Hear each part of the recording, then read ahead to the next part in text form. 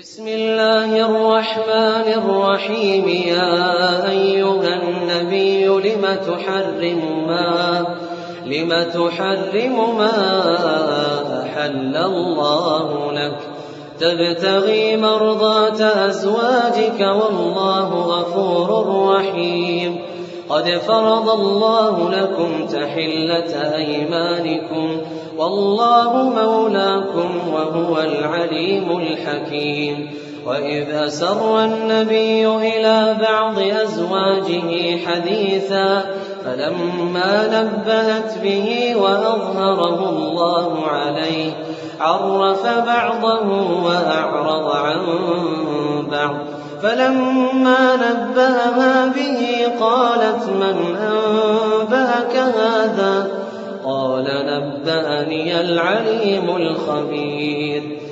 إن تتوبا إلى الله فقد صغت قلوبكما وإن تظاهرا عليه فإن الله هو مولاه وجبريل وصالح المؤمنين والملائكة بعد ذلك ظهير. عسى ربه إن طلقكن أن يبدله أزواجا خيرا منكن مسلمات مؤمنات قانتات تائبات عابدات سائحات ثيبات وأبكارا. يا أيها الذين آمنوا قوا أنفسكم وأهليكم نارا وقودها الناس والحجارة عليها ملائكة غلاظ شداد لا يعصون الله ما أمرهم ويفعلون ما يؤمرون. يا أيها الذين كفروا لا تعتذروا اليوم إنما تجزون ما كنتم تعملون.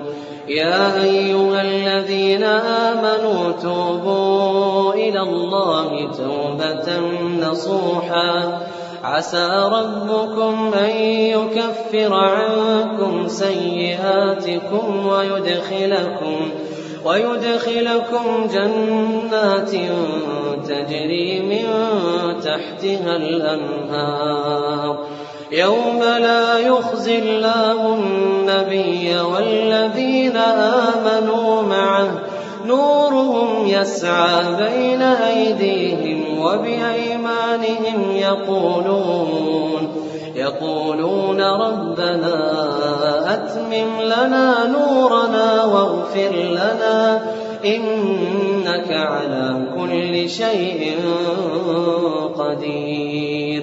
يا أيها النبي جاهد الكفار والمنافقين واغلظ عليهم ومأواهم جهنم وبئس المصير. ضرب الله مثلا للذين كفروا امرأة نوح وامرأة لوط كانتا تحت عبدين من عبادنا صالحين فخانتاهما فلم يغنيا عنهما من الله شيئا وقيل ادخلا النار مع الداخلين. وضرب الله مثلا للذين آمنوا امرأة فرعون إذ قالت رب ابن لي عندك بيتا في الجنة ونجني من فرعون وعمله ونجني من القوم الظالمين. ومريم ابنة عمران التي أحصنت فرجها فنفخنا فيه من روحنا وصدقت بكلمات ربها وكانت من القانتين.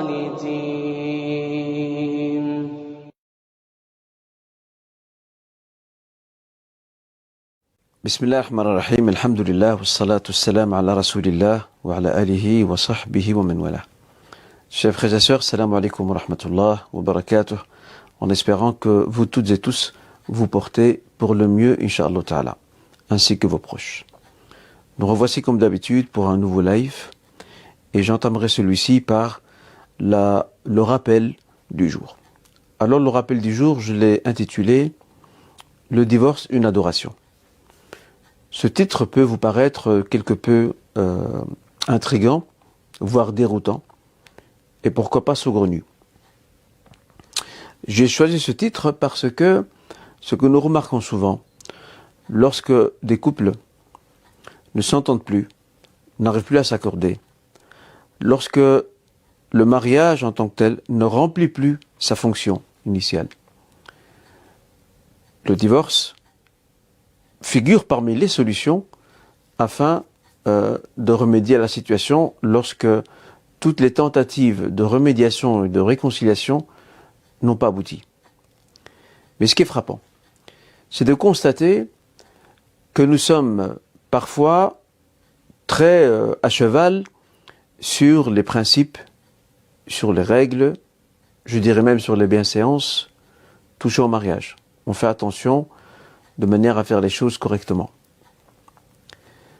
Mais lorsque le divorce se présente et que le couple en question n'a pas d'autre option, nous remarquons que les personnes concernées perdent, comme par enchantement, leur éthique. Et que les principes religieux qui sont censés régir le divorce ne sont plus au rendez-vous. D'où l'appellation de cette thématique, à savoir le divorce et une adoration. Alors j'ai envie de dire à nos frères et à nos sœurs que lorsque toutes les tentatives de réconciliation, de remédiation à une situation problématique née dans une relation conjugale ou familiale n'aboutissent pas et ne donnent aucun résultat, et que seul le divorce représente la solution finale pour mettre fin à la situation de crise, il faut pouvoir faire cela dans les règles, avec l'éthique musulmane qui doit être la nôtre et qui s'impose. Parce que celui qui a régi le mariage, le nikah, notre Créateur, Azza wa Jal, est celui-là même qui a régi par des règles, des garde-fous, des principes, le divorce. Et il est dommage de constater ces guerres que se livrent certains couples au moment du divorce. On peut comprendre que parfois le divorce s'accompagne de litiges, de désaccords, mais les litiges et les désaccords ne peuvent en aucun cas justifier le fait d'abandonner son éthique, de tergiverser avec celle-ci, de ne plus respecter le moindre principe ou la moindre règle. Nous sommes musulmans, nous avons une éthique qui nous est enseignée par notre dîn, nous devons garder tout cela, quelles que soient les circonstances qui se présentent. Même en cas de litige, de conflit, même en cas de divorce, notre éthique doit toujours régir et s'imposer dans le comportement et la conduite qui sera la nôtre face à ces conflits, à ces litiges auxquels nous sommes confrontés. Donc on ne peut pas mettre ça de côté. Nous sommes respectueux de l'éthique lorsque tout va bien, mais lorsque rien ne va, nous jetons cette éthique aux orties, pour ne pas dire par respect et par pudeur, aux poubelles. Et j'ai envie de dire à nos frères et à nos sœurs qui en arrivent à ce stade-là, c'est d'abord de privilégier les médiations. Avant d'arriver au tribunal, de privilégier les médiations. Il y en a déjà une qui est proposée au sein de la mosquée Al-Amal. Certes, ce n'est pas suffisant. Un projet est en cours de préparation. Inch'Allah, j'espère qu'il aboutira pour créer des antennes de médiation dans plusieurs mosquées et associations. Mais il faut absolument passer par la phase de médiation avant d'arriver à celle du divorce définitif, lorsque on sent que la situation n'est plus tenable. Et quand bien même il y a des litiges, imaginons qu'un couple décide de divorcer et qu'il y a des litiges, parfois financiers entre eux, il est préférable de passer par une médiation pour les régler, avant de passer par les tribunaux. Et lorsqu'on passe par les tribunaux, chaque partie a son avocat. Alors l'avocat, bien évidemment, il se met au service de son client. Et il peut lui arriver de lui suggérer des choses qui ne correspondent pas à notre éthique à nous. Et lorsque l'affaire arrive auprès d'un tribunal, l'objectif n'est pas de faire de cette cour ou de cette assise un ring de boxe où chacun cherche à achever l'autre. Et là, j'interpelle ces couples en leur disant « Que faites-vous de cette parole divine ?» alors que nous prétendons croire en l'enseignement coranique et essayer de le traduire dans notre vie quotidienne. Lorsque le Seigneur dit, après avoir évoqué dans plusieurs versets la question du divorce, dans la sourate Lava, sourate al-Baqarah, il dit « Wa la tansaw al-fadla baynakum » et n'oubliez pas le bien et le mérite et les vertus qu'il y avait entre vous avant d'arriver au divorce. C'est-à-dire qu'il y a eu un temps où il y avait une vie conjugale, où il y a eu des bons moments entre les deux conjoints. Mais il ne faut pas effacer ça d'un coup d'éponge, comme si nous avons en face de nous un diable ou une diablesse. Et ça, c'est quand même malheureusement assez problématique. Et c'est ce qu'on voit souvent, hélas, de nos jours. Et surtout lorsqu'il y a des litiges. Lorsqu'il y a des litiges, essentiellement financiers, beaucoup d'entre nous n'ont plus de scrupules, ils n'ont plus de principes. Alors là, tous les coups sont permis, mensonges, faux témoignages, bref, pour arriver à ces fins, tous les moyens sont bons et possibles pour y arriver. Et parfois même l'entourage familial, les amis, les connaissances ne donnent pas les bons conseils. Et au lieu d'appeler leur ami ou leur ami ou leurs proches à la retenue, à faire les choses dans les règles de l'art, on les pousse à se venger, à régler ses comptes et ainsi de suite. Si l'un des deux conjoints s'est montré injuste et a fortement blessé l'autre partie, cela ne veut pas dire que l'autre partie va descendre au même niveau. Il faut garder de la hauteur et de la dignité. Et laisser, s'il n'y a pas eu réparation, laisser le Seigneur rendre justice à la victime et en espérant que cette personne coupable de cette injustice, en espérant pour elle qu'elle se repente avant de quitter ce bas monde et qu'elle demande pardon surtout à sa victime, à savoir ici son conjoint, s'ils ne sont plus ensemble. Donc voilà ceci pour ce qui est du rappel du jour, de se rappeler que, de se remémorer que même dans le cas de divorce ou de litige, dans le cadre familial ou conjugal, même dans ce genre de circonstances, nous devons veiller à faire respecter notre éthique et aussi nos principes religieux qui régissent cette situation-là, parce qu'il s'agit aussi d'une ibada. Tout comme le mariage est une adoration, le divorce est aussi une adoration parce qu'on se plie à des règles et on veille à les respecter au grand maximum. Voilà. Et quand je parle du divorce, bien sûr, celui-ci s'accompagne du divorce civil, on s'entend bien là-dessus. Mais dans la procédure religieuse, il faut tout faire pour respecter les règles établies et éviter d'aller vers la confrontation, parce qu'in fine, les deux parties seront perdantes. Les deux parties seront perdantes, et quel est l'intérêt, l'avantage de s'affronter, de se haïr mutuellement? Si ça n'a pas été et qu'il y a eu des injustices, eh bien il faut tourner la page et demander à Dieu qu'il nous donne justice et réparation, si celles-ci n'ont pas été obtenues en temps voulu. Voilà, barakallahu fikoum en tout cas, ceci pour ce qui est du rappel de ce jour. Passons dès à présent à la question du jour. La question du jour, je l'ai intitulée « Entrevoir les problèmes de la communauté à travers ceux de ses propres enfants ». Il arrive parfois dans certaines familles où les parents rencontrent de grandes difficultés avec leurs enfants, où ils vivent des situations de crise aiguë avec ceux-ci.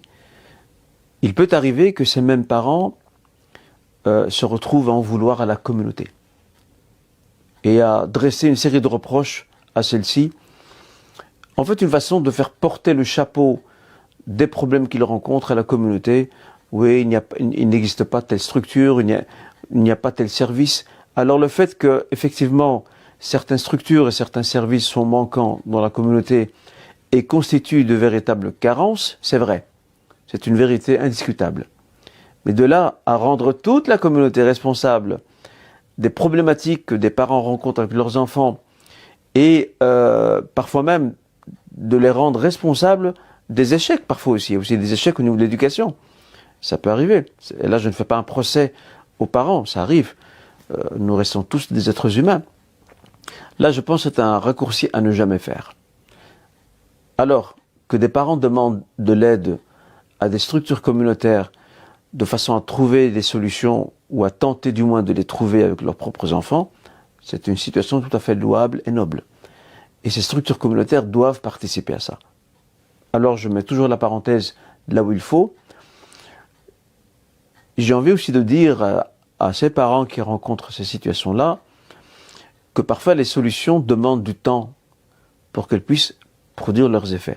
Certains parents pensent qu'en ramenant leur enfant, leur adolescent ou adolescente auprès d'un imam et qu'il va exhorter cet enfant, eh bien, abracadabra, tout sera résolu et l'enfant aura compris. Non, l'imam n'est pas un Superman. Je l'ai déjà dit dans ma rappel et plusieurs lives passés, l'imam n'est pas un Superman. Et c'est pas la bonne solution. L'imam n'est pas compétent à moins qu'il ait vraiment une formation de psychopédagogue, oui. Mais l'imam n'a pas ces compétences pour pouvoir orienter, accompagner un adolescent qui vit une situation de crise et dont les répercussions sont malheureusement négatives au sein du foyer avec ses propres parents. Il n'a pas cette compétence-là. Certes, c'est tout à l'honneur de ses parents d'avoir pleinement confiance en les imams de la communauté, mais c'est pas la bonne personne qu'il faut consulter. La bonne personne qu'il faut consulter, c'est un psychopédagogue ou un psychologue tout court, qui puisse les aider à accompagner cet adolescent à trouver l'origine et les causes de ces tensions et de ces déchirures qui malheureusement abîment la relation parents-enfants. L'exhortation d'un parent, c'est comme une aspirine. Ce n'est pas ça qui va résoudre le problème. Et c'est là l'erreur dans laquelle tombent certains parents. Ils pensent qu'en ramenant leur enfant près d'un imam, et que cet imam leur dit voilà, tu dois respecter tes parents, tu ne dois pas faire ceci, tu ne dois pas faire cela, que l'enfant va rentrer chez lui, il aura tout compris, il aura compris la leçon. Peut-être va-t-il écouter un moment, mais après les mauvaises habitudes reviennent très vite en force, et vous connaissez l'expression, chasser le naturel et revient au galop. L'exhortation de l'imam, c'est comme une aspirine. Elle est prise, la douleur est calmée, mais le fond de la douleur, ou les causes réelles de la douleur, elles n'ont pas encore disparu. Elles sont toujours là. C'est pour ça qu'il faut, j'ai envie de dire à ses parents, de ne pas vous tromper d'interlocuteurs et de viser plutôt des psychologues ou des psychopédagogues. D'accord ? En résumé, pour conclure ce point, ne faites pas porter la responsabilité d'un échec éducatif ou de problèmes que vous avez avec vos enfants. Ne rendez pas la communauté responsable de ça. Certes, un parent peut se plaindre qu'il passe cette structure, oui, mais de là à rendre toute la communauté, entre guillemets, comptable de la situation que vit sa petite famille ou ses enfants, parfois c'est, et là je ne généralise pas, mais parfois c'est une façon de se dédouaner de ses propres responsabilités. Non, il faut prendre ses responsabilités. Il faut que les parents se posent la question pourquoi ces enfants ou cet enfant vit cette situation de crise. Parfois, c'est tout simplement une phase d'adolescence difficile. Parfois, c'est les parents eux-mêmes qui sont responsables de cet échec.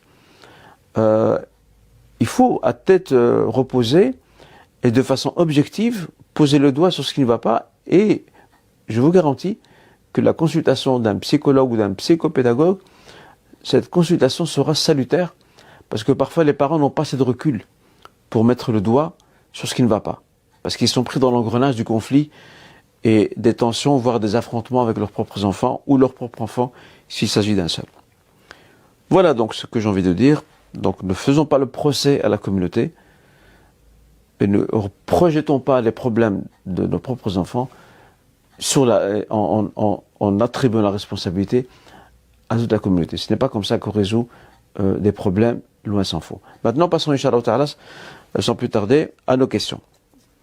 La première question: je possède un vieux Coran dont les pages se sont complètement détachées, voire même se sont abîmées avec le temps et l'usure. Puis-je les brûler ou doit-on les passer dans une déchiqueteuse? En fait, il est tout à fait possible de brûler ces pages, tout comme il est aussi possible de les faire passer via une déchiqueteuse. Voire encore même enterrer ces pages dans de la terre. C'est également possible. Alors le fait de brûler ou de faire passer par une déchiqueteuse, il y a un fait historique, je dirais même juridique historique, qui l'appuie, l'atteste. C'est l'agissement du troisième calife bien guidé, Uthman ibn Affan, qu'Allah l'agrée. Ce noble compagnon a été interpellé par une série de tensions qui se sont produites dans des provinces musulmanes où les gens se disputaient sur la façon de réciter certains versets du Coran, parce qu'il y avait ce qu'on appelle des variantes, des qira'at différentes. Ils ont reçu la transmission du Coran et même la récitation de celle-ci par des compagnons différents qui, eux, lisaient différemment, et le prophète a enseigné ces fameuses lectures qu'on appelle aussi variantes, le qira'at, il les a enseignées à ses compagnons. Et aujourd'hui encore, il y a des imams et des gens de science et même des professeurs qui sont des spécialistes dans ces lectures du Coran, al-qira'at. D'accord? Qu'a fait Uthman pour lever cette ambiguïté? Il a demandé à ce que la version du Coran qui avait été gardée depuis l'époque d'Abou Bakr, qu'elle soit retravaillée de manière à ce qu'on ne retienne que la variante linguistique de Quraysh, parce que le Coran initialement a été révélé dans la langue de Quraysh. D'accord? Et il a ordonné, pour pas qu'il y ait confusion, que les versions qui sont présentes dans les autres provinces de l'État musulman soient brûlées. Alors le terme utilisé, c'est un tuharraqa, ou bien un tuhraqa, donc qu'elle soit brûlée. Et ce mot-là, on peut aussi le vocaliser d'une manière différente. On peut dire aussi un tukharraqa, en mettant un point sur la lettre ha et en mettant éventuellement une shadda sur la lettre ra. Et là, ça signifiera donc de déchiqueter, donc de décomposer, de déchirer ces pages de manière à les rendre illisibles. Et là, ça renvoie à ce qu'on peut faire aujourd'hui, à savoir celui de faire appel à une déchiqueteuse. Donc l'un ou l'autre ne posera aucun problème, et ce n'est pas un acte de blasphème, ni une profanation du livre, à ne pas confondre avec ce qu'a fait cet Irakien insolent et ignorant en Suède, en brûlant le Coran devant la grande mosquée de la capitale, même devant une ambassade. L'ambassade de Turquie, je pense, il l'a également fait. Ça c'est un acte d'insolence. Ça c'est de la pure provocation à laquelle il faut répondre intelligemment et pas par la violence. Mais je reviens sur ce que je disais. Le fait de le faire avec un Coran très ancien, complètement détaché et qu'on ne sait plus utiliser, ce n'est pas de la profanation, c'est une façon de garantir à ce que les pages ne seront pas salies ou utilisées à mauvais escient. On ne peut pas les jeter à la poubelle, parce qu'il y a quand même des paroles divines sur ces pages, et la meilleure façon, c'est soit de les brûler, ou de les faire passer par une déchiqueteuse, voire encore de les enterrer sous terre. Les deux premières méthodes renvoient à ce qu'avait fait ou ordonné le troisième calife bien guidé, Uthman ibn Affan. Donc il n'y a aucun problème à ce niveau-là. J'ai prêté une certaine somme d'argent il y a quelques années, mais entre-temps, la monnaie a perdu de sa valeur, en raison de l'inflation et de l'augmentation du coût de la vie. Mon débiteur, donc celui qui lui donne de l'argent, doit-il me remettre l'équivalent de la somme prêtée, ou celle-ci avec une différence à cause de l'inflation et de la chute de sa valeur? Alors il faut savoir que la monnaie, par principe, sa valeur fluctue. Et on ne peut pas rattacher le remboursement d'une somme à ça. Le remboursement doit se faire selon une somme équivalente. C'est le principe. Sinon, on tombe dans le riba, dans l'usure. La seule exception possible, c'est la seule, c'est que si nous avons une situation de crise économique aiguë,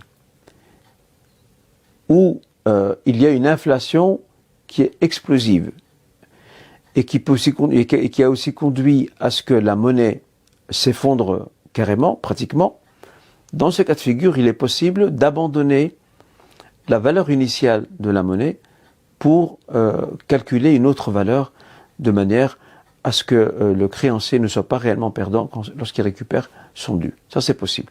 C'est la seule exception, je rappelle, c'est lorsque nous avons affaire à une inflation explosive et à une dégradation, à une forte dégradation de la valeur de la monnaie. Ce qui, pour le moment, ce n'est pas vraiment le cas. Certes, il y a inflation, certes, il y a une perte de pouvoir d'achat, la monnaie aussi a perdu un peu de sa valeur, mais nous ne sommes pas dans une situation critique. D'accord ? Ça, c'est le seul cas où on abandonne l'exigence de l'équivalence pour passer à celle de la valeur. De façon, je le rappelle, à ce que le créancier, celui qui a prêté, ne soit pas trop perdant. Et ça, c'est un avis qui a été soutenu notamment par l'Assemblée des juristes musulmans de l'Amérique du Nord. Voilà. On passe maintenant, Inch'Allah, à la troisième question. Alors, apparemment, je ne les ai pas mis dans l'ordre.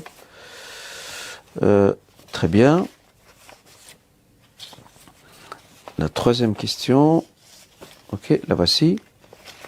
Alors, une personne est malade et en fin de vie et est sous assistance respiratoire. Les médecins pressent la famille de débrancher l'appareil, car pour eux, il n'y a plus aucun espoir. Peut-on donner suite à leur demande? Et qui peut prendre cette décision? Ça, ce sont deux questions dans une. Toutes les deux sont très intéressantes. D'abord, on va commencer par la dernière, par la dernière sous-question. Qui peut prendre cette décision? Par défaut, souvent, c'est la famille. Quand j'ai la famille, ce sont le parent et les enfants. En réalité, islamiquement parlant, ce sont tous les héritiers. Et parfois, les héritiers ne s'arrêtent pas aux enfants et aux conjoints. Parfois, il y a d'autres membres de la famille plus grande qui sont des héritiers, qui font partie des héritiers. Normalement, ce sont tous les héritiers, tous les héritiers qui ont leur mot à dire dans cette affaire. Ok? Ça, c'est le premier point. Ce sont eux qui ont le dernier mot. À moins que les membres héritiers extérieurs à la petite famille délaissent au pouvoir et disent, écoutez, vous voyez ça entre vous, là, il n'y aura aucun problème. Ce qui maintenant se passe couramment, c'est que c'est surtout la famille proche, les enfants et le conjoint, qui prennent la décision. C'est ce qui est maintenant de l'ordre du naturel. Mais normalement, islamiquement parlant, ce sont tous les héritiers qui sont concernés par cette question-là. Ça, c'est le premier point. Alors, deuxième sous-question, dans cette question, peut-on donner suite à la demande de ces médecins? Tout dépendra de la situation. Alors, si effectivement, la situation sur base des rapports médicaux devient désespérée, ce qui signifie que cette personne ne reviendra pas à sa situation initiale, et qu'elle est dans une forme de mort clinique, et qu'elle ne vit que grâce à ces machines qui permettent d'entretenir encore le battement de son cœur et l'arrivée de l'oxygène. Alors si les rapports sont tous dans le rouge, et qui signalent tous qu'il n'y a plus possibilité, que c'est irréversible, là, à ce moment-là, oui, on peut débrancher les appareils de manière à laisser cette personne malade mourir, Inch'Allah, de façon paisible et dans le calme. Donc, effectivement, c'est tout à fait possible. Parce qu'il faut se rappeler une chose, c'est qu'on ne peut pas faire souffrir un malade lorsque toutes les options ont été exploitées et qu'il n'y a pas possibilité de faire marche arrière. Attention à ne pas confondre avec l'euthanasie. L'euthanasie, islamiquement parlant, n'est pas autorisée. Une personne qui est encore vivante qui a toute sa tête, et même si elle l'a plus, en tout cas elle est vivante, ok, elle est, on va dire, consciente, même si elle n'a pas tout son sens du discernement, on ne peut pas mettre fin à ses jours. Donc je rappelle, le débranchement de ces appareils ne concerne qu'une personne qui a totalement perdu conscience, qui ne vit qu'artificiellement grâce à ces machines-là, entre autres à ce fameux respirateur. C'est dans ce cas-là et uniquement que la décision peut être prise lorsqu'effectivement les rapports médicaux indiquent l'irréversibilité de la situation. Et c'est aussi une façon de ne pas le faire souffrir davantage. On peut comprendre parfois que la famille garde un brin d'espoir en disant peut-être qu'il va revenir, mais parfois les rapports médicaux parlent d'eux-mêmes.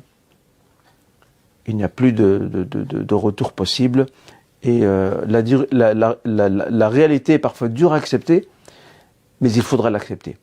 Voilà quelles sont les situations, ou quelle est la situation durant laquelle il est possible de débrancher ces appareils, et aussi qui a cette responsabilité de la prendre.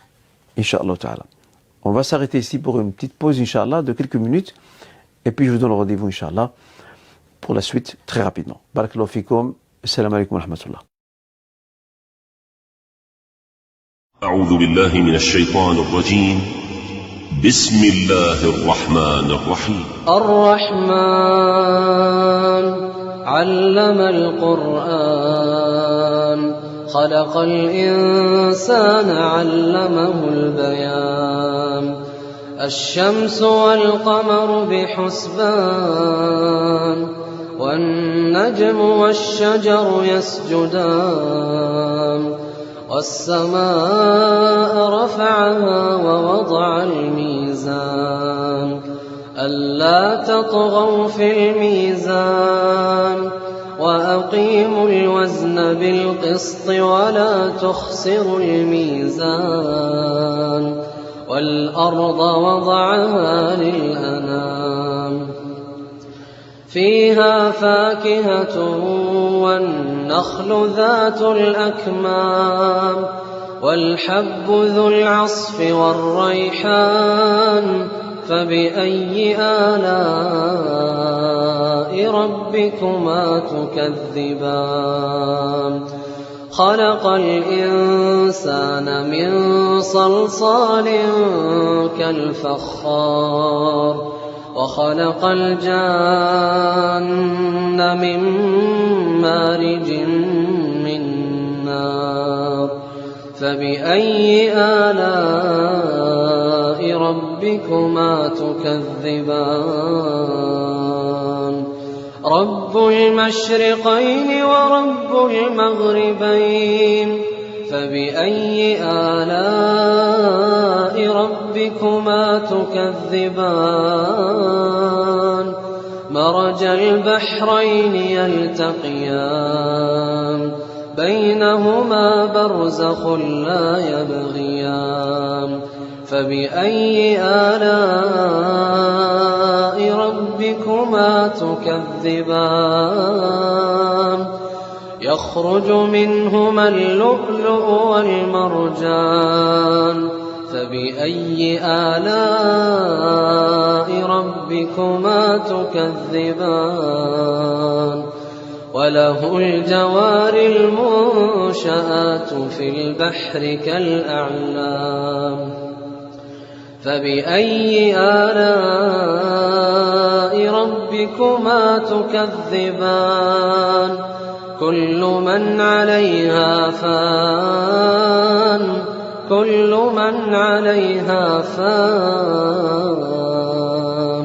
ويبقى وجه ربك ذو الجلال والإكرام فبأي آلاء ربكما تكذبان يسأله من في السماوات والأرض كل يوم هو في شأن فبأي آلاء ربكما تكذبان سنفرغ لكم أيها الثقلان فبأي آلاء ربكما تكذبان يا معشر الجن والإنس إن استطعتم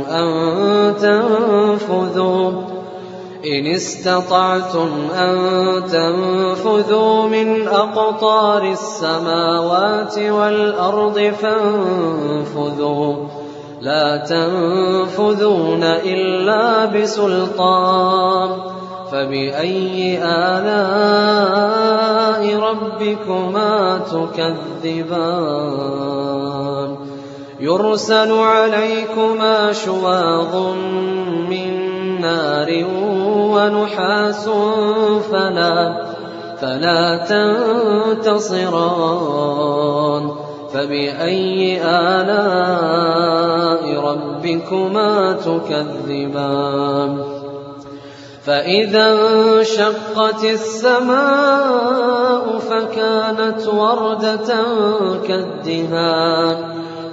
انشقت السماء فكانت وردة كالدهان فبأي آلاء ربكما تكذبان فيومئذ لا يسأل عن ذنبه إنس ولا جان فبأي آلاء ربكما تكذبان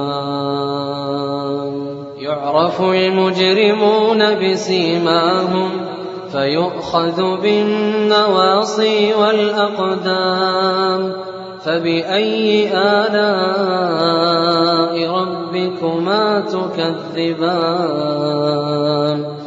هذه جهنم التي يكذب بها المجرمون يطوفون بينها وبين حميم آن فبأي آلاء ربكما تكذبان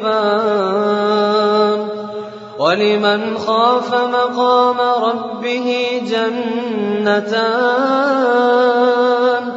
فبأي آلاء ربكما تكذبان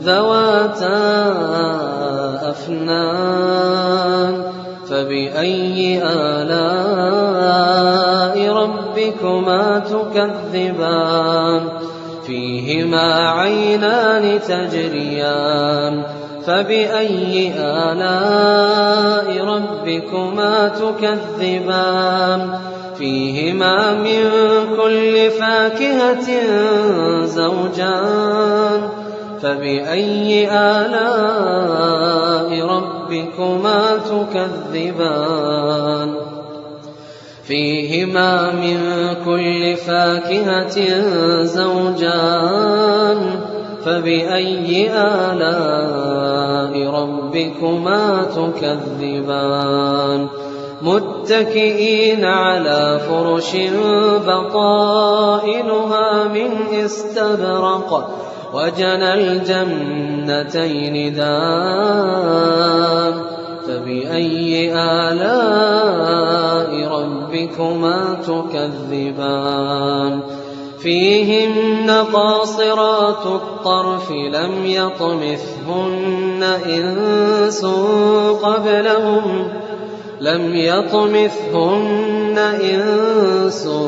قبلهم ولا جان فبأي آلاء ربكما تكذبان كأنهن الياقوت والمرجان فبأي آلاء ربكما تكذبان هل جزاء الإحسان إلا الإحسان فبأي آلاء ربكما تكذبان ومن دونهما جنتان فبأي آلاء ربكما تكذبان مدهامتان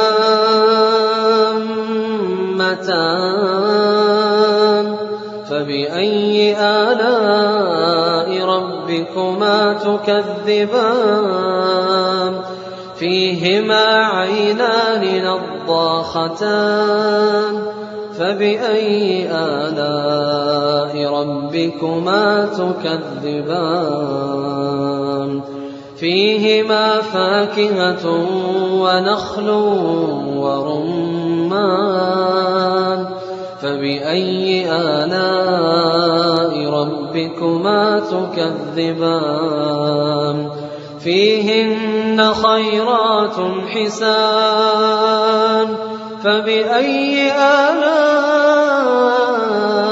ربكما تكذبان حور مقصورات في الخيام فبأي آلاء ربكما تكذبان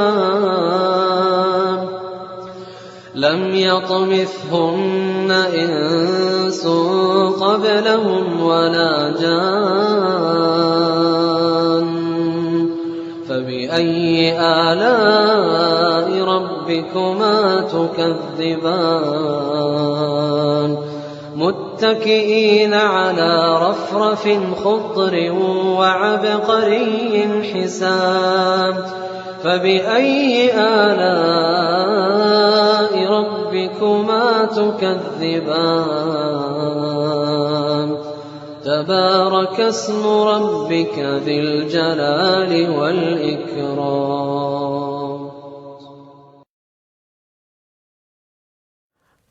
Alhamdulillah, salatu salam ala rasulillah wa ala alihi wa sahbihi wa min wala. Chers frères et sœurs, salam alaikum wa rahmatullah. La question suivante. Un frère possède une petite ferme dans laquelle se trouvent quelques moutons. Ceux-ci sont régulièrement attaqués par des petites bêtes, des puces, semble-t-il. Et malgré l'usage de pesticides, ces petites bêtes continuent à proliférer dans son jardin. Peut-il les brûler ? La réponse est non. On ne peut pas brûler des insectes. Il se devra de consulter éventuellement un spécialiste, voire son vétérinaire, pour déterminer quel serait le moyen le plus efficace pour mettre fin à ces situations, à la prolifération de ces petites bêtes. Mais on ne peut pas brûler des insectes, ça ce n'est pas autorisé, car comme nous le rappelle un hadith, La yu'adhibu bin nar illa rabbun nar. Ne châtie par le feu et ne brûle par le feu que le maître du feu qui est Allah Azza wa Jal. D'accord ? Donc on ne peut pas faire souffrir des insectes par ce procédé-là. Le seul cas exceptionnel où on peut brûler, c'est dans le cas par exemple de bêtes qui ont été abattues parce qu'elles ont été contaminées par un virus et qu'on craint pour la santé d'autres bêtes, voire parfois même pour la santé publique des êtres humains. Là, effectivement, on pourra brûler ces cadavres de bêtes pour éviter la contamination. Sinon, on ne brûle pas, et surtout pas de leur vivant, des insectes, voire des animaux.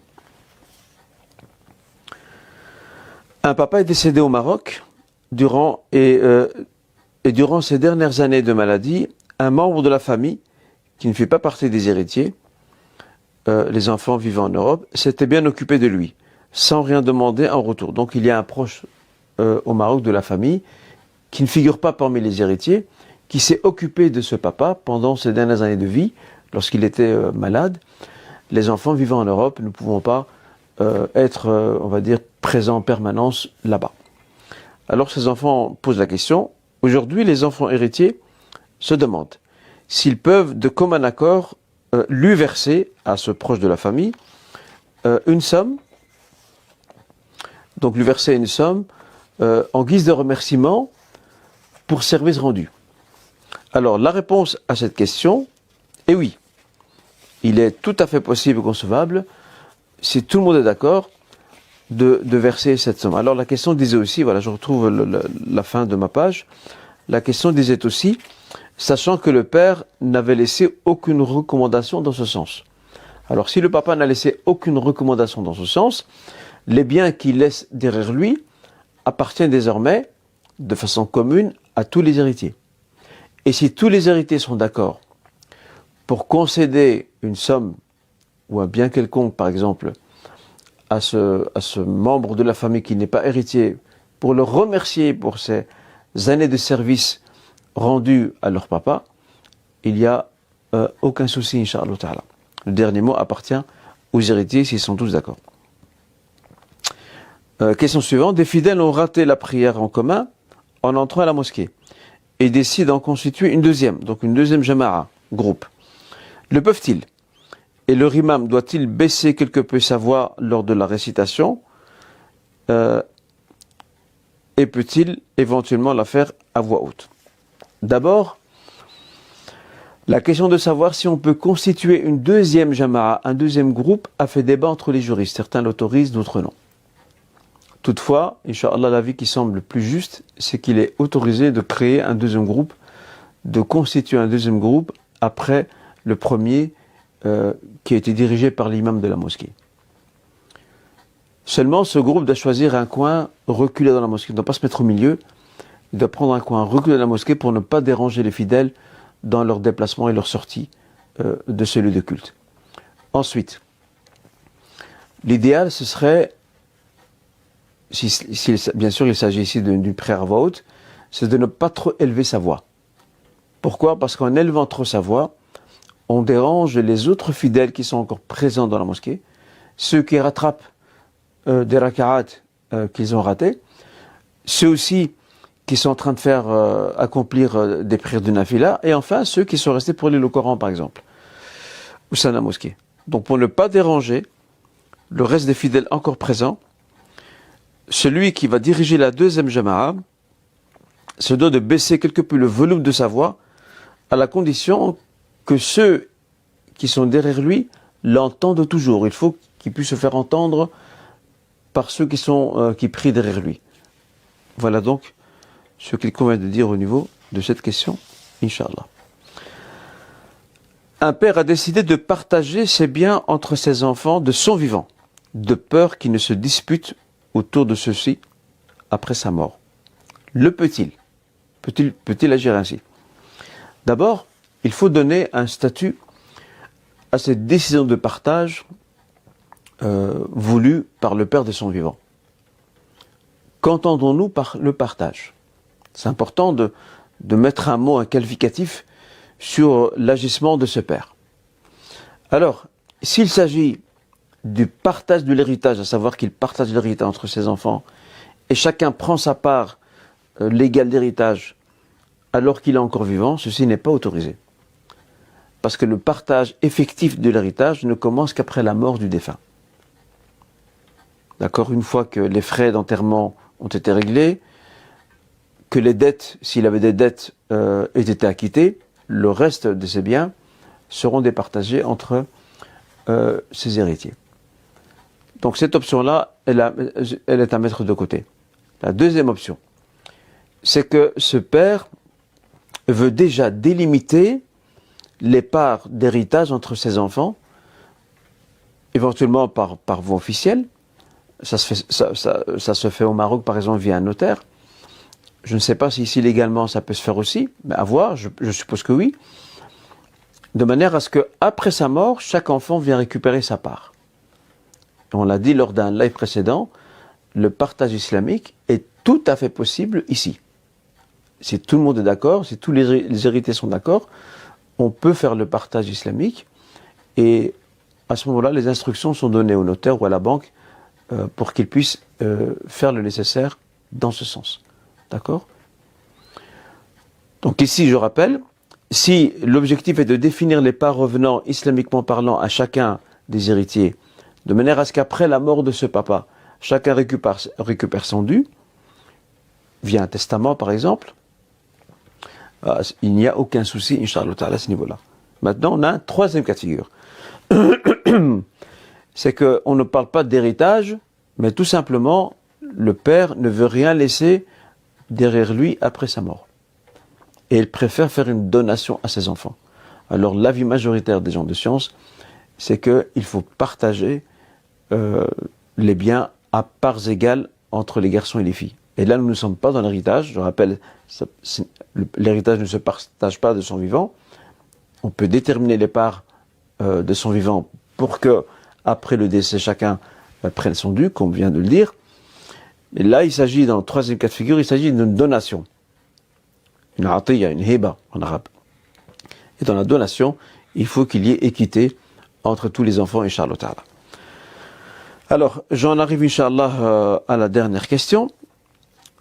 Un frère ou une sœur dit « J'entends certains dire que les savants interdisent de participer à des manifestations. Est-ce vrai ?» Alors ça, c'est l'un des grands soucis de nos réseaux sociaux aujourd'hui. C'est que il y a des frères et des sœurs qui partagent des liens, des vidéos, via Insta, parfois même via X qui a remplacé le nom de remplacement de Twitter, via YouTube aussi. On partage, et d'autres réseaux, je ne vais pas tous les citer, des vidéos de gens de science, surtout venant d'Orient et particulièrement des pays du Golfe, qui interdisent de participer à des manifestations. Alors d'abord, il faut savoir une chose, c'est que la manifestation est un moyen d'expression pacifique. On essaie de faire parvenir un message, voire exercer une pression sur les pouvoirs publics pour que ceux-ci prennent leurs responsabilités. Dans les pays où ce moyen d'expression est permis, islamiquement, le fait de participer à une manifestation ne pose aucun problème. Certains disent « oui, mais il y a de la mixité ». Faire une manifestation qu'avec des hommes ou qu'avec des femmes, ce n'est pas possible. Et ce qu'il faut regarder ici, c'est surtout l'objectif poursuivi. Et l'objectif poursuivi est le moyen mis en œuvre à partir du moment où il est légal aux yeux de la loi du pays où les gens résident. S'il est permis, s'il est autorisé, il est même dans une manifestation, parfois la police est là aussi pour encadrer de manière à ce qu'il n'y ait pas de débordement. À ce niveau-là, il n'y a aucun problème à y participer. Et je pense que le frère ou la sœur fait allusion aux manifestations de soutien aux Palestiniens et aux Gazaouis de manière particulière. Je dirais qu'il ne faut surtout pas importer des fatwas, avec tout le respect qu'on a pour les gens de science qui les ont prononcés, des fatwas qui ont souvent été donnés dans un contexte particulier, dans des pays, et ça c'est le choix de ces pays-là et de leur politique interne, des pays où les pouvoirs publics locaux ne permettent pas les manifestations. Alors bien sûr, logiquement, cet homme de science-là, il ne va pas à contresens de la décision prise par les pouvoirs publics. Et parfois même, ce n'est pas seulement une question de politique interne, parfois même c'est la culture sociétale de ce pays-là même ou de cette société qui ne connaît pas ce genre on va dire d'expression, de mode d'expression. D'accord ? Et le fait de participer, en tout cas pour nos contrées dans lesquelles nous sommes ici, et c'est vrai que la fatwa parfois elle doit être contextualisée pour répondre au plus près aux besoins des fidèles vivants dans des contrées comme les nôtres ici en Europe, en Occident.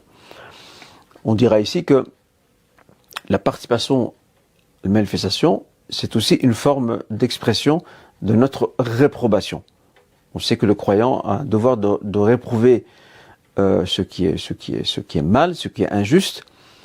Et parmi ces moyens de réprobation, il y a aussi la manifestation qui est cadrée par la loi et qui est tout à fait permise lorsque les autorisations sont prises par les organisateurs de celle-ci. Alors, pour ceux qui parlent de mixité, et qui voient ça comme en tout cas dans le cas de la manifestation comme un méfait, c'est rien du tout par rapport à l'objectif. Dans le sens, je veux dire par là que on va outrepasser ce détail-là au vu des avantages que procure la manifestation lorsqu'on veut faire parvenir certains messages, voire mettre la pression sur les pouvoirs publics afin, comme je le disais, qu'elles prennent pleinement en main leur responsabilité. Voilà ce qu'on peut dire par rapport à ça, et donc ne pas importer à tout va des fatwas venant de l'étranger, d'autres pays, avec un contexte complètement différent par rapport au nôtre. Et après, ça revient aux convictions de tout un chacun. Mais je pense qu'il faut soutenir ce genre de manifestations lorsqu'elles se font pacifiquement, sans violence, parce que c'est à côté des dons, via des canaux sûrs, c'est parmi les seuls moyens que nous avons maintenant, à notre niveau, à nous, en tant que simples croyants citoyens, ce sont les seuls moyens que nous avons à notre disposition pour exprimer pacifiquement notre mécontentement par rapport à ce qui se passe là-bas. Voilà ce que j'avais à vous dire aujourd'hui. Barakallahu fikum à toutes et tous. Et je vous donne rendez-vous au prochain live, Inch'Allah. Passez une bonne soirée. Assalamu alaikum wa rahmatullahi wa barakatuh.